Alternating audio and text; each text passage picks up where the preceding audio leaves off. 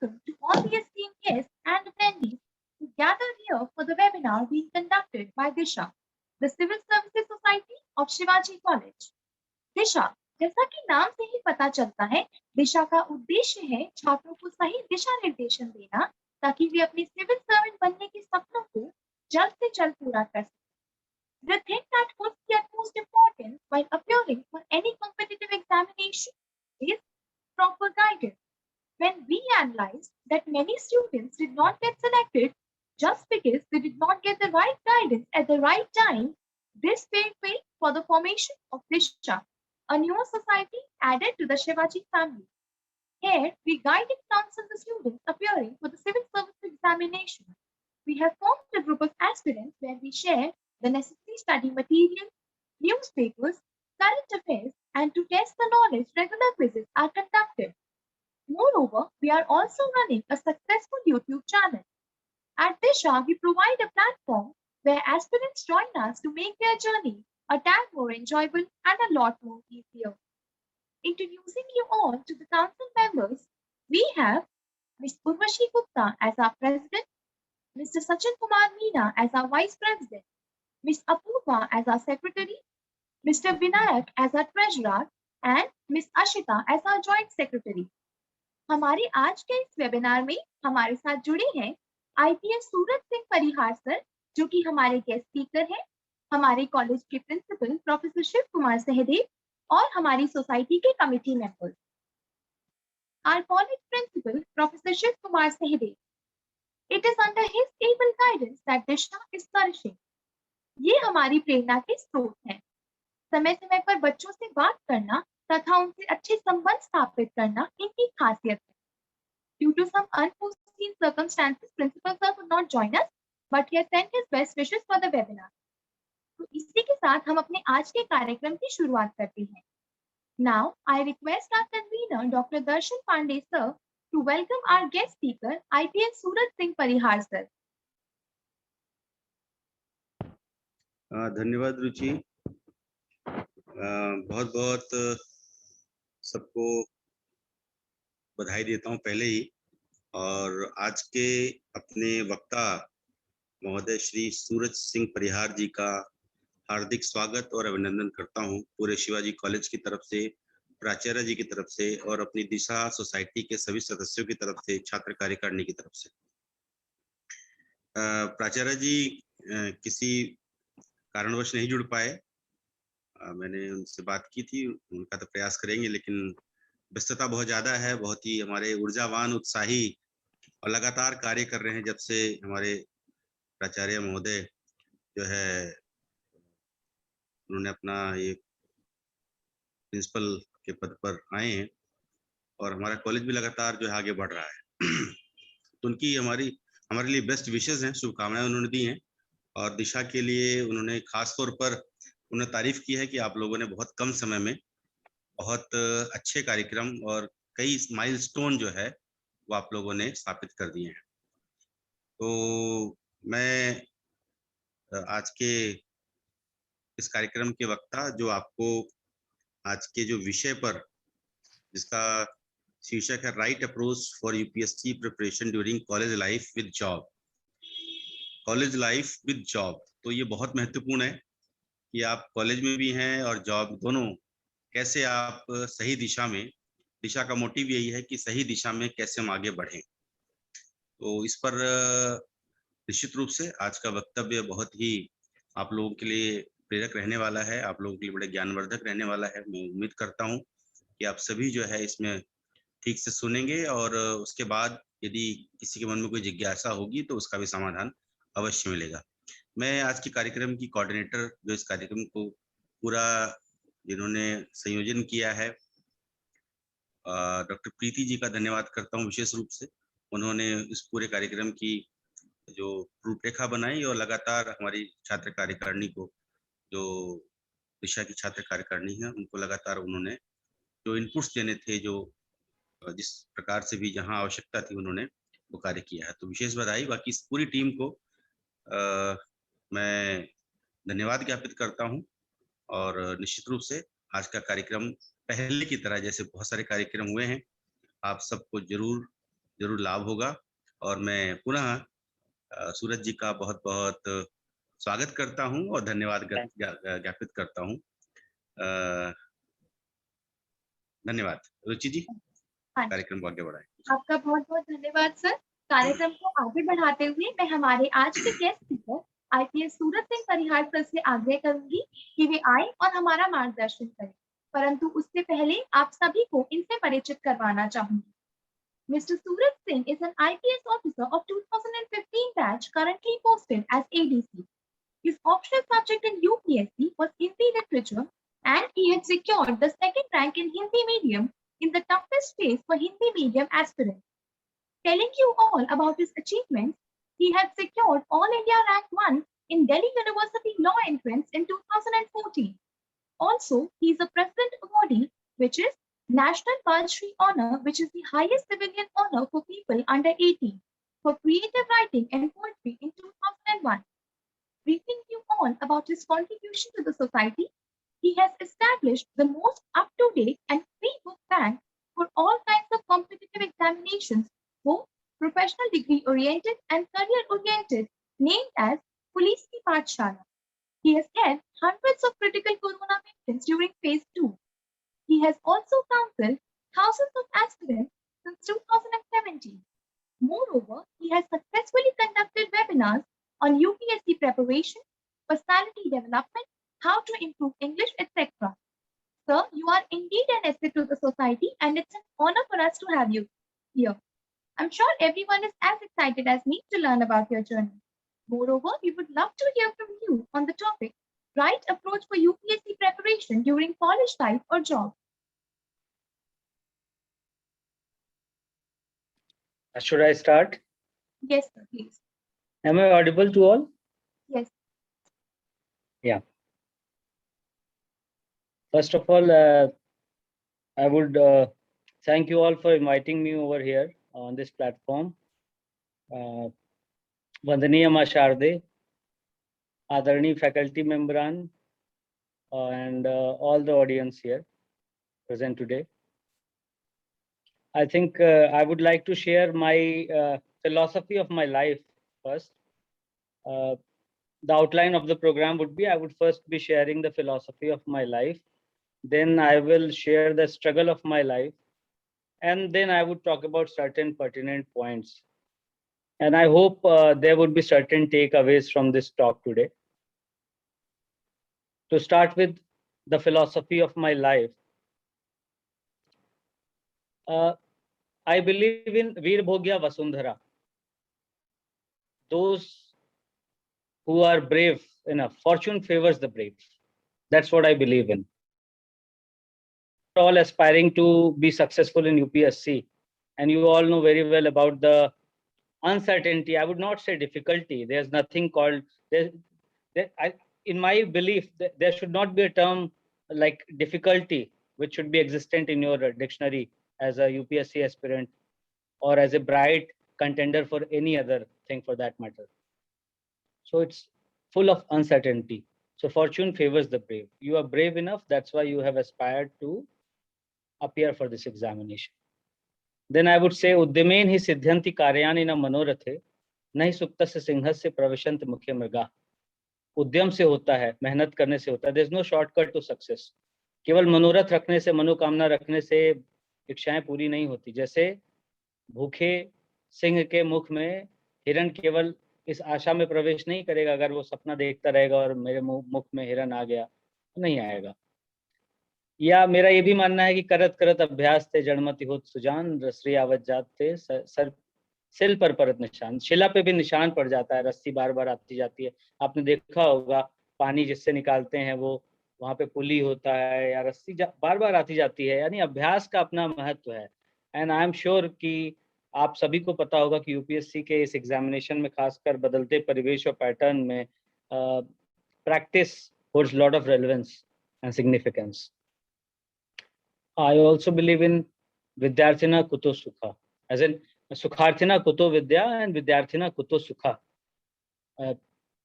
किसी सुख की इच्छा करने वाले के लिए विद्या दुर्लभ होती है, और इसी तरह विद्या की इच्छा करने वाले के लिए सुख दुर्लभ होना चाहिए. तो वो अगेन वही बात है, उद्यमेन ही सिद्धंति, मतलब मेहनत करना है। और विद्याधनम सर्वधन प्रधानम, of all the wealth available in this world, this material world, I think, I not just I think it's the common belief, Vidyadhanda, this uh, wealth of wisdom, knowledge, is the chief wealth, and it is perhaps not perhaps, but with most certainty, I can say it is the only wealth which, if distributed, doesn't lessen; it only increases, grows when distributed. So, अगर आप इस तरह का कुछ Aspire कर रहे हैं, you want to travel along this path, I think these may be cardinal guiding principles for you. और टॉपिक तो है कि मतलब जॉब के साथ या कॉलेज के साथ, कॉलेज के साथ कैसे तैयारी कर रहे हैं। I don't think I would be an ideal contender for this, an ideal speaker for this, because I have right after 12th I have never done a regular college thing. I have always been into jobs, so I can, but it's one way or the other, it's the same, I would say. बल्कि job के साथ अगर आप preparation करने का मादा रखते हैं तो I am pretty much sure कि कॉलेज के साथ आप जरूर कर पाएंगे इस चीज को। और तो जीवन संघर्ष की मैं यहाँ बात करना चाहूँगा। I think there would be many takeaways for you all. अगर मैं अपनी जर्नी बताता हूँ और उसमें से आपको कुछ टेक अवेज होंगे, उसके बाद मैं कुछ और रेलेवेंट चीज़ों के बारे में बात करूँगा। I was asked by the organizers also to share my life journey, and journey especially about the struggles. So I started way back. See, in 2001, I got the President Award for Creative Writing and Poetry, and that was the highest civilian honor, National Bal Shri honor. So it set the tone and the expectations, obviously, from my parents' side, from the teacher side, and everyone. So I went on to top my college also and secured a distinction in all 5 subjects in UP board Hindi medium at that point in time. But due to certain circumstances, I could not carry on with studies, and I had to join immediately. I had to start coaching and all. And with that, I think in 2004 and 5, when I was graduation appearing last year, I joined a BPO, international BPO, that is EXL, known as EXL, in international calling process. And 2005 to 7, I joined, I performed there. Then in 2007-8, I joined Bank of Maharashtra as deputy manager. 2009 to 2012 January, I was bank PO, SBI PO.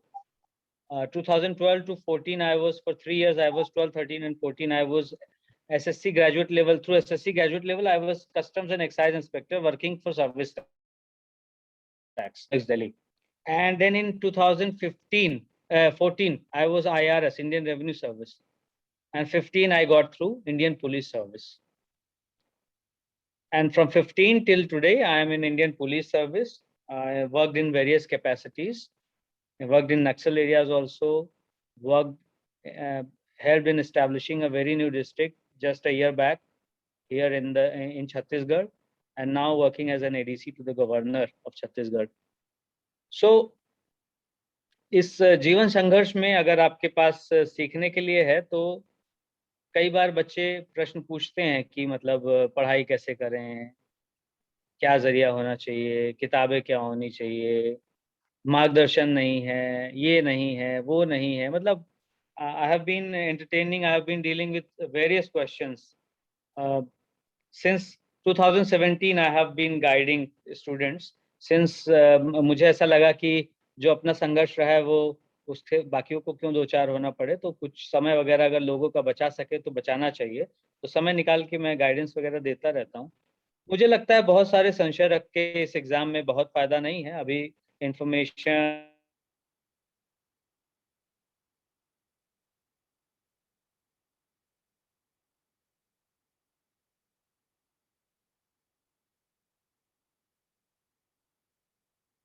और source नसीब बहुत अच्छा नहीं है, और मैं तो मान के चलूंगा अच्छा है, लेकिन चूंकि सक्सेस का परसेंटेज वगैरह आपको अच्छे से पता है तो रैशनल डिसीजन लेना चाहिए। और एक 2-3 साल का अपना एक फ्रेमवर्क बना करके पूरी तरह से सब सोशल सर्किल वगैरह सब खत्म करके उस समय विशेष के लिए इस पे जुट जाना चाहिए। और ऐसा कोई कारण मैं नहीं देखता कि अगर आपने ठान लिया है तो आपका नहीं होगा।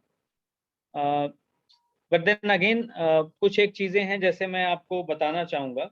मैं बहुत लंबी चौड़ी टॉक नहीं रखूँगा, बहुत सीमित उसमें केवल आपको संदेश देना मेरा मकसद है। ज्ञान और इसकी कोई कमी नहीं है आज के ज़माने में। हमारे टाइम में इंटरनेट वगैरह बहुत ही मतलब एक रेयर कमोडिटी था और दुर्लभ चीज़ें थी और बहुत महँगा भी होता था। हम लोग इंटरनेट कैफ़े में जाते थे, 10-20 रुपए प्रति घंटा या आधे घंटे का रेट रहता था, उस पे हम आपको ज़ेरॉक्स के अलग रेट रहते थे, प्रिंट आउट्स के, तमाम चीज़ें रहती थी। आज एक क्लिक पे सब चीज़ें मिल जाती हैं मोबाइल पे ज़्यादातर।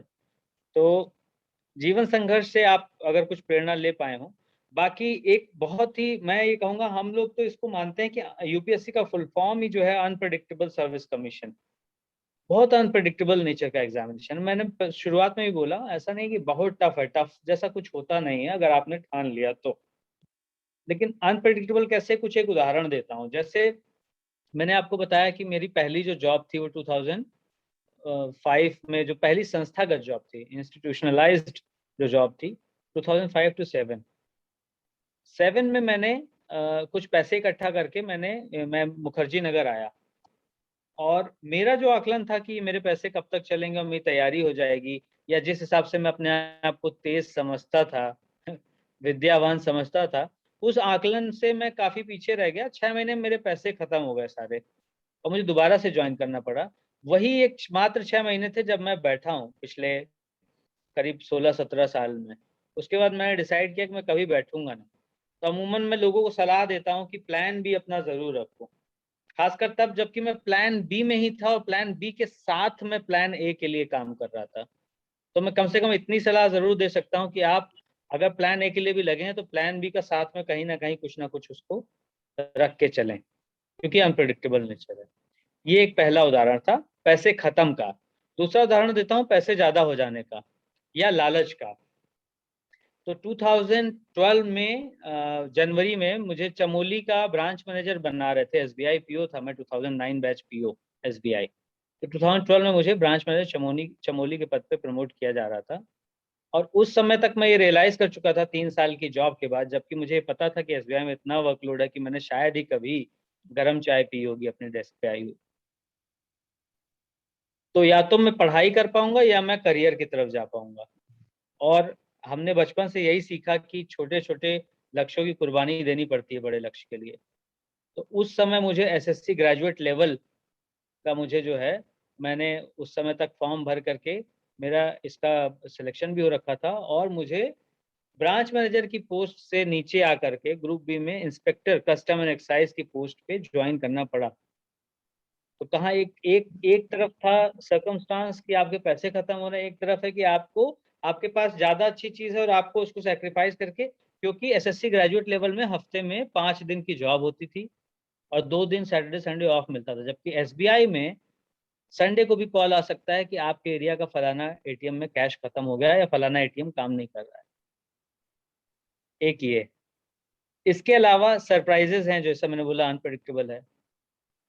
इसका उदाहरण भी दे देता हूँ लगे हाथ। पहले अटेम्प्ट को मैंने दिया था एसबीआई पीओ रहते हुए और ये वो समय था जब मेरे एक रिश्तेदार रहते थे दिल्ली में, वो मुझे बताते थे कि ये देखिए मेरी पूरी अलमीरा भरी हुई है, ये पूरी किताबें हैं, ये पूरी किताबें, ये सब मैं पढ़ चुका हूँ और मेरा जो है 2 बार से पीटी निकल रहा है, मेंस नहीं हो पा रहा है। तो वो रियलिटी चेक ही कराते थे, रियलिटी चेक। वश में नहीं है कि कभी हिंदी मीडियम जो है उसकी हालात खराब हो जाएँगे या कभी ऐसा होगा कि पैटर्न चेंज हो जाएगा, जैसा हमारे टाइम में हुआ एकदम से पैटर्न चेंज हो गया, या कुछ ऐसा होगा कि एलिटिज़्म वगैरह जैसी जो बातें होती हैं कि सेंट्रल यूनिवर्सिटीज़ में कॉपी चेक होती हैं, तो आप मेंस में बहुत अच्छा उत्तर लिखना होता है आपको जीएस वगैरह में मार्क्स लाने के लिए, या इंटरव्यू में आपके like I will tell you my personal experience, I went through 3 interviews. 2 मैंने हिंदी मीडियम में दिए 160 कांस्टेंट और एक जो मैंने अंग्रेजी में दिया 195। I do not have any explanation as to why I could jump up to 195 right from 160। तो ये सब आपके वश में नहीं है। तो आपको बेस्ट से बेस्ट करना पड़ेगा। तो उसके लिए कमर कस लीजिए और तैयार हो जाइए। इसके अलावा मैंने जो बोला कि प्लान बी रखिए अपने पास में, प्लान बी जरूरी है। ऐसा ना हो कि 30-32 के होने के बाद आपको पता चल रहा है कि आपके हाथ में कुछ भी नहीं है और आप इतनी पढ़ाई लिखाई करके बैठे हुए हैं कि आपको लग रहा है कि छोटी मोटी जॉब तो करनी नहीं है। कुछ ठीक ठाक एक डिसेंट ऑप्शन अपने हिसाब से, अपना स्वॉट एनालिसिस बैकग्राउंड वगैरह के हिसाब से करके चलिए और प्लान भी जरूर रखिए। चाहूंगा कि there is no tailor made formula, there is no one size fits all approach. जो चीजें मेरे लिए काम की हैं, जो फॉर्मूला मेरा है, वो जरूरी नहीं आपके लिए हो, लेकिन जस्ट एक ग्लिम्स देने के लिए मैंने अपने अनुभव साझा किए आप लोगों से। अगर आप में से 1% लोग भी इस अनुभव से कुछ लाभान्वित हो पाए तो मुझे लगेगा कि ये टॉक सक्सेसफुल रही है। Now the forum is open for any question and answer on this. Thank you so much. जय Hind.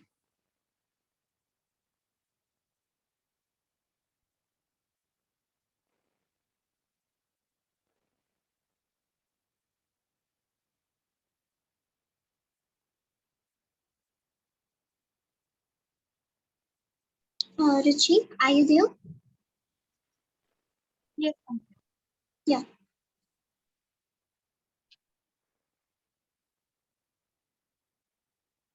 Yes, we can start it again. There were some technical issues. आप लोग अपने क्वेश्चन एंड आंसर्स रख सकते हैं। I hope आप सभी सुन पाए इन चीजों को। Yes, sir. रुचि एक काम करिए, चैट बॉक्स में क्वेश्चंस ले लीजिए। बाकी आपके पहले से कोई क्वेश्चंस आए होंगे तो आप सर से शुरुआत कर हाँ सकते जी, हैं। सर। बाकी चैट बॉक्स में क्वेश्चंस जिनकी कुछ पूछना चाहते हैं वो अपना चैट बॉक्स में क्वेश्चन लिख दें। हाँ जी सर, क्वेश्चंस ले ठीक रखा है, हूँ। ठीक है, ठीक है। Thank you, sir. That was indeed very informative. It's time for the question and round now. We've collected a bunch of questions from the aspiring civil servants, and we would be privileged if you could please answer them for us.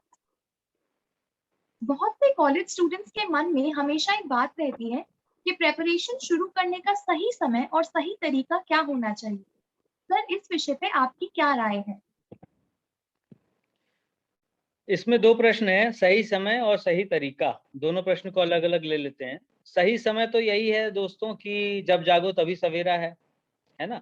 लेकिन फिर भी कुछ practicalities को ध्यान में रखते हुए, अगर आप स्कूल में हैं 11th-12th में और आप सोचते हैं, अगर ऑब्वियसली बहुत से लोग के पास मार्गदर्शन है, हमारे समय में था नहीं था वो एक अलग प्रश्न है, पर आज के समय में ज्यादातर लोग चूंकि इससे इस सुविधा का लाभ उठा रहे हैं कि मार्गदर्शन उनके पास बहुत इजीली अवेलेबल है। तो स्कूल टाइम 11th-12th से ही अगर आप स्टार्ट करें तो there is nothing like it. और लेकिन हाँ, अप्रोच क्या रहे, आप स्कूल में अपना जो भी है आपका उस पर फुल फोकस करें, अच्छे से कॉन्सेंट्रेट करें। उस समय आप केवल न्यूज़पेपर पढ़ना शुरू करें, केवल न्यूज़पेपर, ताकि आपको पता चले, आप एक अवेयर सिटीजन रहें, आप जागरूक नागरिक रहें, आपको पता चल सके आपके इर्द गिर्द क्या हो रहा है। बेस्ट टाइम मेरे ख्याल से कॉलेज का है। कॉलेज में अगर आपके पास बहुत ज़्यादा लोड नहीं है और क्लास और प्रैक्टिकल्स वगैरह का, और लोड है भी तो भी अगर आप 3 से 4, 4 से 5 घंटे निकाल पा रहे हैं। मैं जॉब में रह के ऐसे ही पढ़ता था, मतलब कभी ऑटो में, कभी मेट्रो में, कभी बस में, कहीं निकल गए हैं तो रास्ते में, लंच ब्रेक में, रात में लौट के आए तो रात में पढ़ रहे हैं, कम सो रहे हैं, वो एक अलग चीज़ है। पर टाइम मैनेजमेंट अपने ऊपर है, मतलब हम कर सकते हैं, अगर हमने ठान लिया तो हम कर सकते हैं। तो कॉलेज का सबसे बेस्ट समय है, क्योंकि उसमें ये बेस्ट रहता है, आपका बफर रहता है 2 से 3 साल का, कि आप इस एग्जाम की प्रकृति को अच्छे से समझ पाते हैं और फिर आप बहुत ही यंग एज पे सेलेक्ट हो जाते हैं। तो ये अगर आपके पास ऑप्शन है तो बेस्ट है। बाकी बहुत से लोग, जैसा मैंने बताया, 26 साल में जब मेरे कंपलसरी अटेम्प्ट शुरू हुए, 4 साल 4 अटेम्प्ट बचा है, तब करेंगे, वो एक अलग पॉइंट है। पर जब जागो तभी सवेरा। जस्ट ग्रेजुएटेड लोग होते हैं, सबसे बड़ी संख्या में यही लोग होते हैं, है ना। इनको इनको क्या करना चाहिए कि 1 साल अपना पूरा का पूरा जो है, 1 साल 1.5 साल अपना रखना चाहिए कि केवल इसको देंगे और कुछ भी नहीं, मन में और कोई विचार नहीं, कुछ भी नहीं करना है, न शादी, न ब्याह, न रिश्तेदारी, नातेदारी, दोस्ती यारी, कुछ भी नहीं, केवल 1 साल पूरा देंगे और करेंगे अच्छे से, 1 से 1.5 साल। और वर्किंग अगर हैं आप, तो जो मैंने इतनी सारी बातें बताई वो वर्किंग वालों के लिए ही थी। मैंने पहले ही एक डिस्क्लेमर दिया था कि मैं कॉलेज लाइफ में कभी रहा नहीं, तो I am not an ideal speaker for this. But चूंकि मैं उससे आगे वाली चीज में रहा हूँ, जिसमें 8 से 10 घंटे मुझे डेली काम करना पड़ता था और फिर पढ़ाई करनी पड़ती थी, तो I am the ideal most speaker for this forum. तो आप वर्किंग हैं तो जितनी भी छुट्टियां आपकी पड़ती हैं, आप छुट्टी ले सकते हैं। जैसे हम क्या करते थे, 15 दिन पीटी में, ऐसे डेली हमेशा जितना समय होता था करते थे, और 15 दिन की छुट्टी मैं पीटी में लेता था और 1 महीने की छुट्टी में मेंस एग्जाम्स में लेता था। सुबह शाम 2-2 घंटे निकाले, इस टाइप से जैसे भी संभव हो। शाम को 4 घंटे निकाले अगर सुबह नहीं निकाल पाए तो। कोई ऐसा आइडियल वो नहीं है, सही तरीका यही है कि आप लगातार टाइम मैनेजमेंट करके अपने लक्ष्य की तरफ अग्रसर रहें। सिलेबस सबसे पहले हाथ में रख लें, सिलेबस को घूंट घूंट करके पी जाएं। आपको पूरा सिलेबस कंठस्थ होना चाहिए, ताकि जबकि आप न्यूज़पेपर भी खोल रहे हैं तो आपको पता है ये न्यूज़ मेरे काम की है, ये न्यूज़ मेरे काम की नहीं है। बहुत से लोग 4 घंटा केवल न्यूज़पेपर पढ़ते हैं, जबकि आपको अनुभव के साथ आता है कि 1 से 1.5 घंटे में न्यूज़पेपर, आपके हिस्से का न्यूज़पेपर खत्म हो जाता है। तो सिलेबस को कंठस्थ कर लें, प्रीवियस ईयर्स के क्वेश्चन पेपर्स को एनालाइज कर लें, अपना स्वॉट एनालिसिस कर लें, और एनसीईआरटी वगैरह और जो बहुत प्रकांड विद्वान न बने, एक बार परीक्षा में सफल हो जाएं, उसके बाद जिंदगी पड़ी है सीखने को, करने को। तो ये मेरे हिसाब से सही तरीका रहेगा। सर, वर्तमान समय में यूपीएससी सीएससी में हिंदी माध्यम के स्टूडेंट्स को किन चुनौतियों का सामना करना पड़ता है और इन चुनौतियों का क्या समाधान किया जा सकता है? देखिए, अब आपको तो भली भांति पता है कि पैटर्न चेंज हो गया है। तो एक चुनौती तो वो है कि सीसैट सामान्यतः बहुत बार ऐसा देखा जाता है कि कुछ स्टूडेंट्स का कमजोर रहता है, खासकर हिंदी माध्यम वालों का, अंग्रेजी वगैरह। तो उस पर जरूर काम करें। रेनन मार्टिन जैसी किताब है, या वोकैबुलरी बिल्डिंग नॉर्मन लेवल्स जैसी किताबें हैं। वो सब आपकी जो कमजोरी है, अपना शॉर्ट जो वर्ड मैंने यूज किया था, strength, weakness, opportunity and threat, अपना वो एनालिसिस करेंगे तो कोई कारण नहीं देता कि आपको असफलता हाथ लगेगी। और ऑब्वियसली चुनौती का अंदाजा इस तरह से लगा सकते हैं कि सिंगल बिगेस्ट मीडियम था मेरे टाइम में, अभी का मुझे आइडिया नहीं है, हो सकता है अभी संख्या कुछ कम हो गई हो। एक अगर माध्यम निकाला जाए जिसके सबसे ज्यादा अभ्यर्थी होते थे, तो वो हिंदी माध्यम के अभ्यर्थी होते थे। और जो फाइनल सिलेक्शंस होते थे, वो एक टाइम 30, 35, 40% होता था ओवरऑल उसमें। वहां से घटते घटते 2% और उससे नीचे पहुंच गया। तो चुनौतियां तो हैं ही। फिर इंटरव्यू वाला भी जो रहता है, या मेंस में जो आप आंसर लिखते हैं, आपने बचपन से पढ़ के रखा है अति निम्न तापिकी, और आपको एकदम से क्रायोजेनिक, एक उदाहरण के तौर पे बता रहा हूँ, तो आपको एक्स्ट्रा मेहनत तो लगेगी ही। पर ये मानते हुए कि अंग्रेजी से मुंह मोड़ना कोई समाधान नहीं है, अंग्रेजी को आप मजबूत करिए, और आंसर वगैरह राइटिंग में व्यवहारिक भाषा का उपयोग करिए, बहुत क्लिष्ट शब्दावली का इस्तेमाल ना करें। जहाँ क्रायोजेनिक लिखना है वहाँ क्रायोजेनिक ही लिखें, तो जहाँ क्लाउड सीडिंग लिखना है वहाँ क्लाउड सीडिंग ही लिखें, बादल बीजन ना लिखें। क्योंकि कॉपीज, जहाँ तक मेरा अनुमान है, मुझे पता भी चला है कई जगह से, कि सेंट्रल यूनिवर्सिटीज में चेक होती हैं, जहाँ के प्रोफेसर्स इंग्लिश में ही आद्यांत शिक्षा दीक्षा रही है, वहीं उसी में पढ़ाई लिखाई की, उसी में पढ़ाते लिखाते हैं। उनको समझ में नहीं आएगा, और मार्क्स कैसे देंगे आपको। इंटरव्यू में भी कोशिश करें, अगर आपकी इंग्लिश बहुत अच्छी नहीं है, स्पोकन इंग्लिश, तो मिक्स करके ही जवाब दें। ऐसा कोई फॉर्मूला नहीं है कि, क्योंकि भाषा एक संप्रेषण का माध्यम है, ऐसा नहीं है कि आप हिंदी माध्यम के और शुद्ध हिंदी में बात नहीं करेंगे तो आपको नंबर नहीं मिलेंगे। बल्कि ऐसा जरूर हो सकता है कि शुद्ध हिंदी में आपने बोला, उनको ठीक से समझ में नहीं आया, तो आपको अंक कम मिल जाएंगे। सर, ऑप्शनल सब्जेक्ट को चुनते समय किन बातों को ध्यान में रखना चाहिए? हाँ, ऑप्शनल सब्जेक्ट्स को चुनते समय कई सारी बातें हैं, not necessarily in the same order. पर मतलब मैं आपको ये कह सकता हूँ कि अगर आपका बैकग्राउंड है, जैसे आप उस पर्टिकुलर बैकग्राउंड से बीए एमए है, तो आप उसको चुन लीजिए। बीए एमए या बीएससी एमएससी, आईआईटीएन है, आईएम है, तो उस सब्जेक्ट को आप चुन सकते हैं। रुचि को ध्यान में रखें, क्योंकि कई बार क्या होता है, शुरू शुरू में सिलेक्शन नहीं होता है, तो रुचि बहुत मायने रखती है। 1 साल आपने किसी तरह से निकाल लिया, लेकिन 1 साल में नहीं हुआ, 2-3 साल आपको पढ़ना पड़ा और बोझिल हो रहा है आपके लिए, तो आप कैसे उसको, उसके लिए आपके लिए ग्राह्य नहीं होगा ना। You will not be able to grasp it properly. और ग्रास्प भी कई स्तरों पे होता है, आपको बहुत ही गुणतम उसकी समझ रखनी है। यूपीएससी का आंसर आप लिख रहे हैं, तो इंटरेस्ट तो बहुत पैरामाउंट इम्पोर्टेंस का हो गया। देन आपको जो है गाइडेंस वगैरह कैसी अवेलेबल है, जैसे खासकर मटेरियल वगैरह। आजकल के समय में कोई खास चुनौतीपूर्ण नहीं रहा मटेरियल वगैरह, क्योंकि आप देखिए ना इतने सारे चैनल्स वगैरह, इंटरनेट, यूट्यूब, ये सब बहुत कुछ खुला हुआ है, बहुत सारा गूगल पे है, विकी पे है, बहुत सारी वेबसाइट्स हैं। एक और चीज़ बड़ी मायने रखती है, अगर आपका कोई परिचित, कोई रिश्तेदार, कोई दोस्त यार सीनियर वगैरह सेलेक्ट हो गए हैं, तो आपको पर्सनल एक बार कई बार गाइड कर देते हैं, वो भी मायने रखता है। आपका कई बार कुछ लोग बोलते हैं, हालाँकि मैं इस चीज़ को बहुत वेटेज नहीं देता, कि कुछ-कुछ विषयों की बयार सी चल रही है, इन विषयों में आजकल ज़्यादा नंबर मिल रहे हैं, वो आपके लिए फिट भी हो सकता है और उल्टी करवट भी उठ बैठ सकता है, तो उसको बहुत कुछ नहीं। ऐसे ही कुछ एक चीज़ें हैं, और कई बार मैं तो ये कहूँगा कि आप जीएस को पढ़िए। जनरल स्टडी आपने पढ़ी शुरू-शुरू में, आपने कुछ दिन जनरल स्टडीज़ पढ़ी, महीना 2 महीना, आपको आइडिया लग जाएगा, खासकर अगर आपको इसमें डाउट है कि आपको हिस्ट्री लेनी चाहिए, ज्योग्राफी लेनी चाहिए, पॉलिटिकल साइंस लेना चाहिए, इस तरह के सब्जेक्ट्स में तो आपको खास आइडिया लग जाएगा जीएस पढ़ने के बाद ही, कि कौन-सा लूँ, कौन-सा ना लूँ। Please next question. सर, आपने इतिहास विषय में एमए किया, परंतु ऑप्शनल सब्जेक्ट आपने हिंदी साहित्य को चुना। हिंदी का चुनाव करने की क्या खास वजह रही और आपके सिलेक्शन में हिंदी साहित्य की क्या भूमिका रही? ओह! जैसा कि मैंने आपको बताया, मेरे पास मार्गदर्शन कुछ खास नहीं था, तो मेरी बहुत सारी चीज़ें रैंडम ही हुई हैं। तो इतिहास से एमए करना भी मेरा रैंडम सिलेक्शन था, कोई ऐसा बहुत वो नहीं। हालाँकि मुझे थोड़ा बहुत ये आइडिया ज़रूर था कि इतिहास, भूगोल जैसे जो विषय होते हैं, इनका जीएस में ठीक-ठाक, मतलब इसमें प्रश्न वगैरह बन जाते हैं। तो एक कारण उसको मान सकते हैं आप, कि इतिहास में एमए किया। हिंदी साहित्य चुनने की मेरी जो सबसे मुख्यतम वजह थी, वो थी मेरी रुचि। हिंदी साहित्य मेरा सबसे पसंदीदा विषय है, मुझे अपनी भाषा से बहुत लगाव है, बहुत प्यार है, और मैं खुद भी कविताएँ लिखता हूँ, मेरी बहुत रुचि, अभिरुचि सब कुछ है इसमें।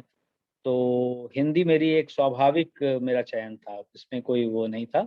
और चयन में इसकी जो आपकी भूमिका की बात कर रहे हैं, रोल की बात कर रहे हैं, तो एज़ सच ऐसा तो कुछ नहीं रहा कि हिंदी साहित्य में मैंने फोड़ के नंबर ला दिए और उस वजह से मेरा चयन हो गया। जैसे सामान्यतः इंजीनियरिंग बैकग्राउंड में वगैरह होता है, कि लोग काफ़ी अच्छे अंक ले आते हैं एक-आध विषय में ही, और जीएस वगैरह में अगर एवरेज भी रहे तो उनका ठीक-ठाक बन जाता है।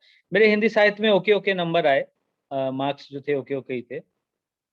पर ऑब्वियसली मेरी मेरी पर्सनैलिटी को शोधित करने में, और मुझे एक अच्छा वक्ता बनाने में, मेरा शब्द चयन बेहतर करने में, मेरे इंटरव्यू मैंने इंग्लिश में ही दिया था लास्ट वाला, तो ये नहीं कहूँगा, लेकिन हाँ, मुझे ऐसा लगता है कि आपकी एक भाषा अच्छी है तो दूसरी भी अच्छी हुई हो। अगर आपको रुचि है तो हो जाएगी।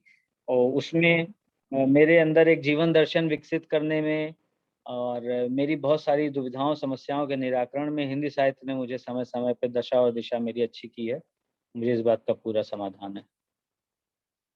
सर, आप काफ़ी समय पुलिस सर्विस में व्यतीत कर चुके हैं। आप अपने अनुभवों को हमारे साथ साझा करें, ताकि हम इंडियन पुलिस सर्विस के बारे में अच्छे से जान सकें। हाँ, इंडियन पुलिस सर्विस, अगर आप यूनिफ़ॉर्म वग़ैरह में फ़ख्र रखते हैं, और आपको लगता है कि आप थोड़ा सेल्फ डिसिप्लिन्ड भी हैं, और इस तरह का कुछ रुझान है, देश की इंटरनल सिक्योरिटी वग़ैरह के लिए काम करना चाहते हैं, बहुत ही उम्दा सर्विस है, और इसकी खूबसूरती भी यही है। हालाँकि बहुत से लोग इस चीज़ से काफ़ी घबराते भी हैं, बहुत अनप्रेडिक्टेबल नेचर की है, जैसे यूपीएससी है, हर दिन एक नया दिन है, चुनौतियाँ बहुत सारी आती हैं, और बहुत अलग-अलग तरह की चुनौतियाँ होती हैं। तो जीवन भी ऐसा ही है अपना, तो जीवन जैसी ही है, तो बड़ा मज़ा आता है। बहुत कुछ शब्दों में बयाँ कर पाना मुमकिन नहीं है, इसको जॉइन करके ही अनुभव ज़्यादा अच्छा किया जा सकता है। लेकिन हाँ, मेरे लिए तो मतलब पर day is like a dream I am living, and I really love my uniform, I love my job, and as they say love what you do what you love, तो I am in perfect synchrony with that ideal, and आपको बस 1-2 उदाहरण ये दे देता हूँ कि मेरे जीवन के जो सबसे बेहतरीन 1-2 2-4 अनुभव रहे हैं, वो मुझे मेरे आईपीएस सर्विस ने ही दिए हैं। जैसा कि मेरा एडिशनल एसपी नक्सल ऑपरेशन दंतेवाड़ा का मेरा 1 साल का कार्यकाल था। तो दंतेवाड़ा का मेरा तजुर्बा जो है, वो बहुत ही बेहतरीन लगा मुझे, ऐसा मैं अनपैरेलल रखता हूँ उसको, उसका कोई पैरेलल ड्रॉ नहीं कर पाता हूँ मैं। एक और मेरा जो तजुर्बा था, एक नया जिला स्थापित करने का, 1.5 साल में उसका पहला एसपी भी रहा, गौरेला पेंड्रा करके नया जिला यहाँ बना, वहाँ कोरोना काल में मैंने उपचुनाव करवाया, तो वो भी एक खासी उपलब्धि रहा, बहुत संतोषजनक रहा, आपको बहुत सेटिस्फेक्शन मिलता है जब आप इस तरह की चुनौतियों से पार पाते हैं। तो ये सब आईपीएस की बदौलत हो पाया, संभवतः किसी और सर्विस में होता तो मुझे ये नहीं मिल पाता मौका।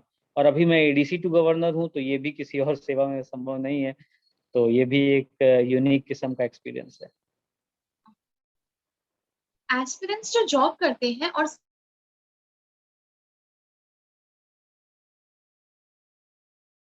ग्रेड में अच्छी से तैयारी कर सकते हाँ, जैसा कि अगर आपने ध्यान से सुना हो, मैंने अपने उद्बोधन में भी पहले ही बोला कि अगर आप जॉब वगैरह में हैं तो टाइम का क्रंच तो है, लेकिन कई बार आप मेरा ऐसा मानना है, ऐसा सही भी हो सकता है और नहीं भी।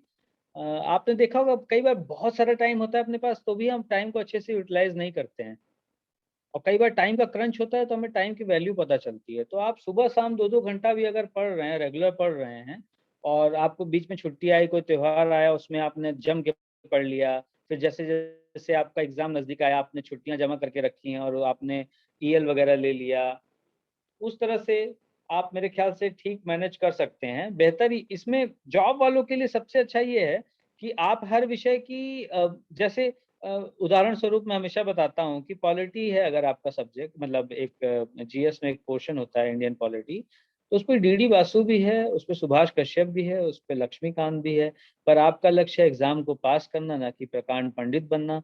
तो आपको प्रीवियस ईयर्स के क्वेश्चन पेपर एनालाइज करिए और अपने मतलब की चीज़ों को, जो खासकर सेलेक्टिव स्टडी भी कर सकते हैं आप कई बार, हालांकि पीटी में बहुत ही गूढ़ अध्ययन करना पड़ता है, फिर भी मैं यही कहूंगा कि एक किताब को 2-3 बार पढ़ना ज़्यादा अच्छा है बजाय कि 2-3 किताबों को एक बार पढ़ना। तो थोड़ा सा आपको फोकस होकर के कम से कम लेकिन इम्पोर्टेंट सोर्सेज से पढ़ाई करके और समय का अच्छे से अच्छा उपयोग करके अपना सोशल सर्किल उस समय के लिए ख़त्म करके आप अगर जुटेंगे तो निश्चित सफलता हाथ लगेगी।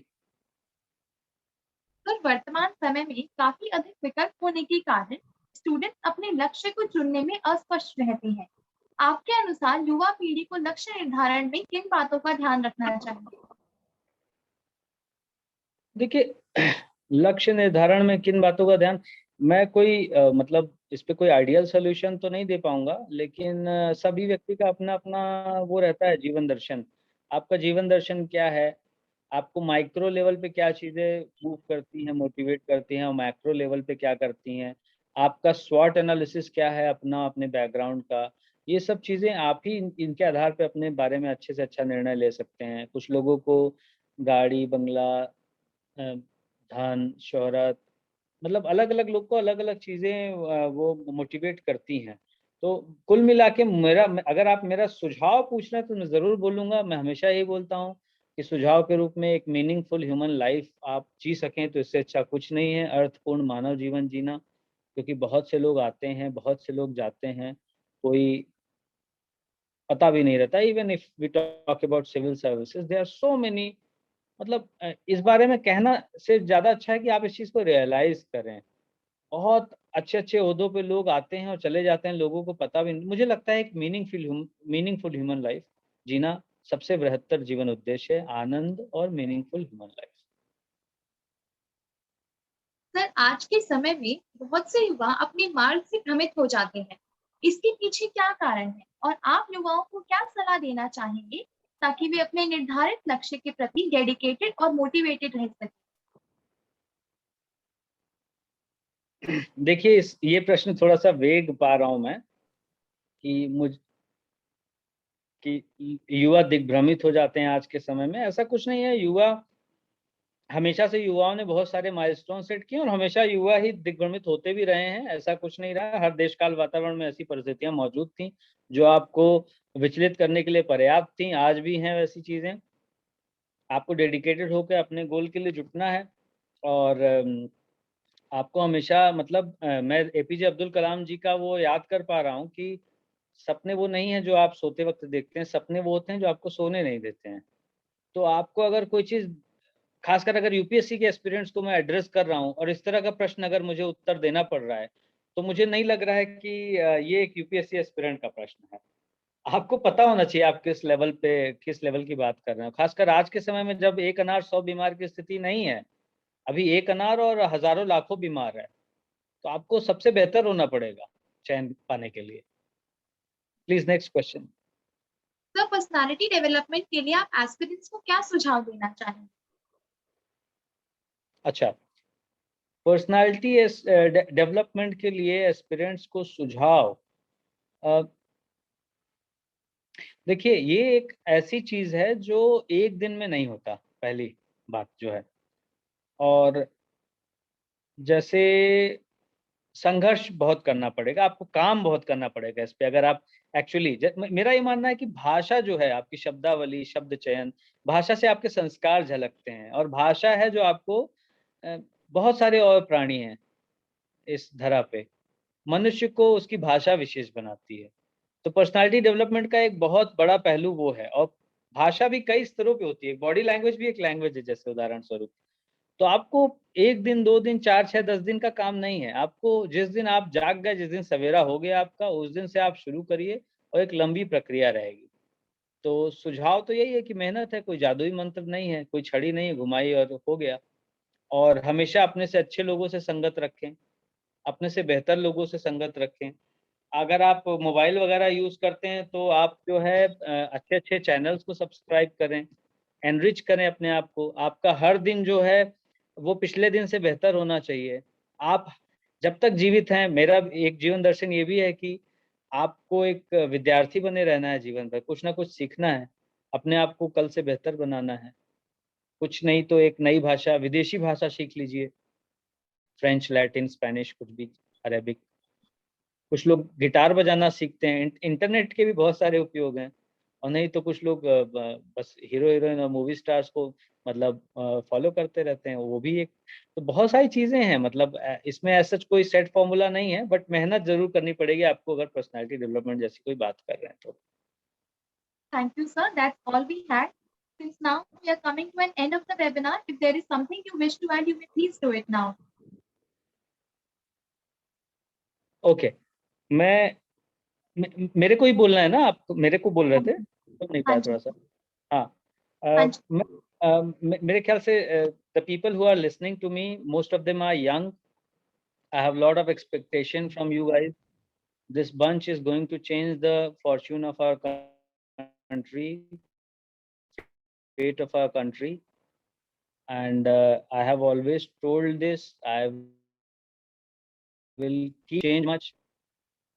I would say हम लोग जो है हमारे देश में हम लोग बहुत ज़्यादातर हम देखते हैं कि हम लोग सब जो है अपने अधिकारों के बारे में बहुत ही ज़्यादा मुखर हैं। हमको सब पता है कि एज़ ए पर्टिकुलर पर्सन मेरे क्या अधिकार हैं, एज़ ए वीमेन मेरे क्या अधिकार हैं, as a particular sect of the society मेरे क्या अधिकार हैं, एज़ फलाना हमारे क्या अधिकार हैं, एज़ ढिकाना हमारे क्या अधिकार हैं।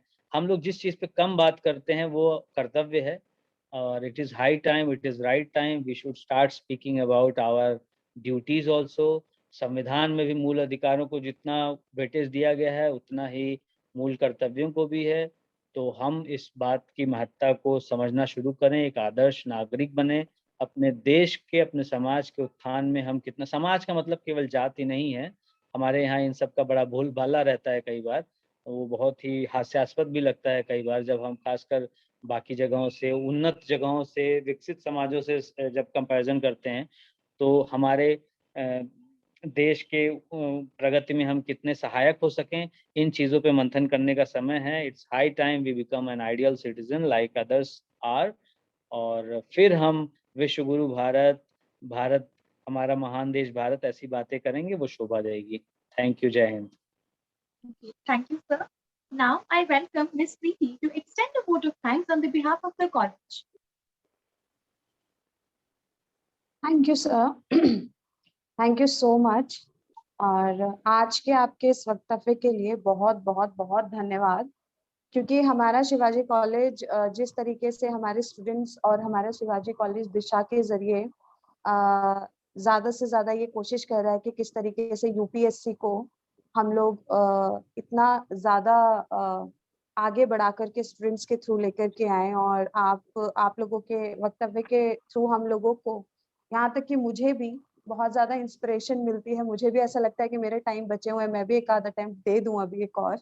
तो thank you so much sir, and thank you Disha team, Darshan Pandey sir and our principal, जो हमें समय समय पर ये बताते रहते हैं कि बीइंग एन यंगस्टर आप लोगों को क्या करना चाहिए। और दिशा टीम के लिए बहुत बहुत बहुत ज्यादा आभार और धन्यवाद कि उन्होंने इस तरीके के वेबिनार्स रखे हुए हैं।